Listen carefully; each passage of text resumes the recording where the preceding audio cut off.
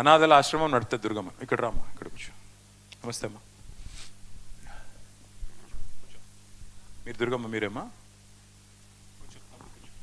ఒకసారి చెప్పండి, మీకు ఏం జరిగింది చెప్పండి. ఇక్కడ రాబిట్ట, ఇటు రాబిట్టను, ఇటు నా పక్కకు రా.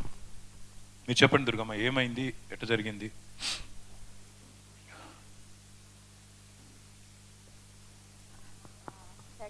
దగ్గర పెట్టుకోండి, దగ్గర పెట్టుకోండి ఒకసారి, మైక్ దగ్గర పెట్టుకోండి.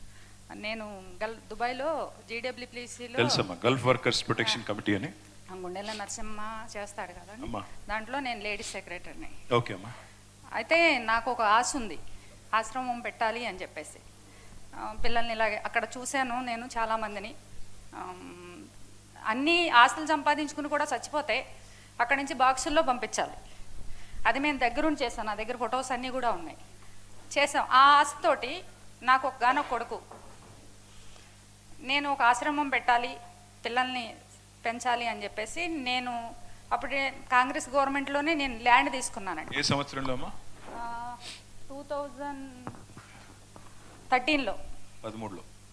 ఇది మళ్ళీ మొన్న జీవోలో కూడా నేను అప్లై చేసుకున్నా. ఇవన్నీ ఉన్నాయి నా దగ్గర, పేపర్స్ అన్నీ కూడా. అది నేను తీసుకున్నది కూడా పట్టా ల్యాండ్ అండి. ఓకే అమ్మా. ఇప్పుడు స్టే ఆర్డర్ కూడా వచ్చింది. మీరు చెప్పండి, పర్లేదు, మీరు చెప్పండి. స్టే ఆర్డర్ కూడా తీసుకొచ్చారు. ఆ దాంట్లో తీసుకున్న దాన్ని పిల్లలు ఇప్పుడు నా దగ్గర 7 మెంబర్స్ ఉన్నారు. ఇలాంటి బాబు ఇంకో కొంచెం బాగా ఇదైన పిల్లలు కూడా 7 మెంబర్స్ ఉన్నారు. ఉంటుండగా అది ఆశ్రమము చూడండి అన్నా కూడా బయటికి ఈడ్చేసి, ఈ పిల్లడు చావుబతుకులైపోయిందండి. ఆ రోజు బయటికి ఈడ్చేసి పడేసి పడగొట్టేశారు. వాటర్ సంపు కూడా తీసి పడేశారండి హైదరాబాద్లో. ఇంక అసలు మమ్మల్ని నుంచొని ఇవ్వకుండా చేసి ఇవాళ రోజుని ఆ రోజుని బాబుకి సీరియస్ అయిన మళ్ళీ ఒక రూమ్ ఉంచారు. పక్కనున్న ఆశ్రమం రూమ్ లాంటిది అది పడగొట్టేశారు, చుట్టూరు కాంపౌండ్ పడగొట్టేశారు. ఇంకా అసలు ఏదీ లేకుండా చేశారు సార్.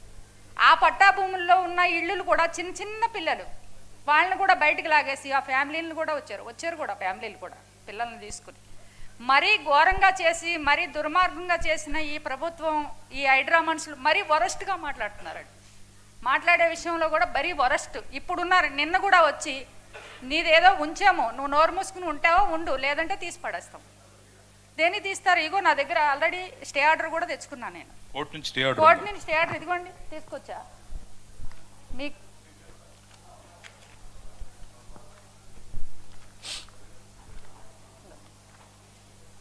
హైకోర్టు నుంచి తీసుకొచ్చాను. హైకోర్టు స్టే ఆర్డర్ ఉన్నా కొట్టేశారు. స్టే ఆర్డర్ కూడా ఉన్నా కూడా తీసేశారు. అది ఇప్పుడు మధుసూదన్ గారిది కూడా స్టే ఆర్డర్ ఉంటే కూడా కొట్టారు, మీది కూడా స్టే ఆర్డర్ కూడా ఉంది. దానికి స్టే ఆర్డర్ ఉంది. ఆల్రెడీ మాకు అమ్మిన వాళ్ళకి కూడా స్టే ఆర్డర్ వచ్చింది. మాకు అమ్మిన వాళ్ళకి కూడా స్టే ఆర్డర్ వచ్చిందండి 5 ఎకరాలకి. Court made the warning more than 5-6 times, sir. Not one time. More than 5-6 times. 5-6 bar warning भी दिया. 5-6 बार वार्निंग देने के बाद भी ये सब हुआ है. She is running. You are running a school. She is running an orphanage. ఎవరైతే మాకు ఇచ్చారో వాళ్ళది స్టే ఆర్డర్లు ఇవి. అమ్మా, వాళ్ళకి కూడా ఉన్నాయి. ఇవన్నీ ఉంటే మరి అధికారులకు చూపెట్టలేదా? అధికారులకు చూపించాం సార్, అధికారులకు చూపించాము. ఇట్లా ఉంది. నేను సేవ చేసుకుందాం అనుకున్నా. నేను ఎవరి దగ్గర ఫండ్స్ తీసుకోలే, ఎవరి దగ్గర. నేను 13 years దుబాయ్ సర్వీస్ నాది. ఆ సర్వీస్లో సంపాదించుకున్న డబ్బులతో నేను కష్టపడి నేను ఆర్గనైజేషన్ నడుపుతున్నాను. నాకున్నది ఒకే ఒక కొడుకు, మిగతా పిల్లలకి సేవ చేయాలి. ఆల్రెడీ నా బాబు అమెరికా వెళ్ళాడు, MS చదువుతున్నాడు.